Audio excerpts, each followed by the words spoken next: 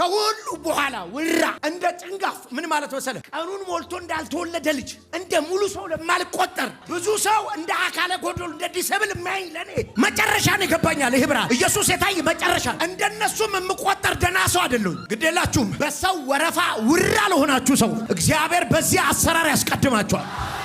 ኢየሱስ ከተነሳ በኋላ የተገለጠው መጨረሻው ለኔ እንደ ጭንጋፍ ነኝ። እንደ ሙሉ ሰውም አይደለም ጭንጋፍ ነኝ። እንደው የእግዚአብሔርን ቤተክርስቲያን አሳድጃለሁ። ታዲያ እንዴት ነው ምድሪቷን ሼከር ውራት ገብቶ ነው መጨረሻ ላይ በርቶልህ ነው? ከኋላ መጣ አይና ወጣ ይባላል አይደል? አዎ ከኋላ መጥቶ ነው አይና ወጣው። አይገባኝም። ልክ ናችሁ። መጨረሻ ነኝ። ልክ ናችሁ። በእግዚአብሔር ጸጋ እቺን ያዝልኝ። በእግዚአብሔር ጸጋ የለ አሁን የሆንኩት አሁን ለዚህ ነው ሆንኩት አለ። አሁን ሐዋርያው ጳውሎስን የትምህርት ውጤት አይደለም የስልጠና ውጤት አይደለም የእግዚአብሔር ጸጋ አደረገኝ።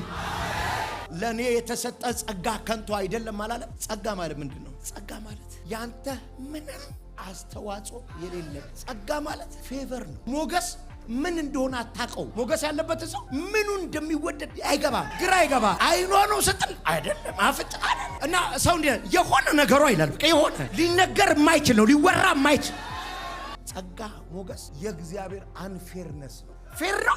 እንዴት ሆንክ? በእግዚአብሔር ጸጋ። እንዴት ቀደምካቸው? እንዴት ከፊቶች? እንዴት ያጂ ያለፈ? በእግዚአብሔር ጸጋ።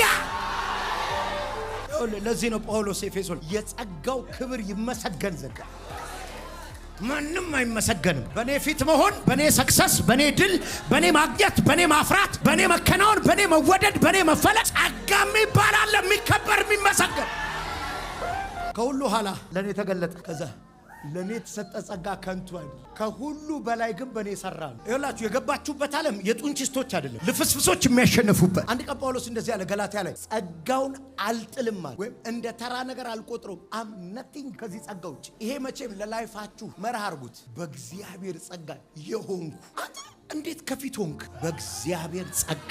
እንዴት ቀደምካቸው? ይበልጡሽ ነበር እኮ ከኋላ አልነበርሽ እንዴ?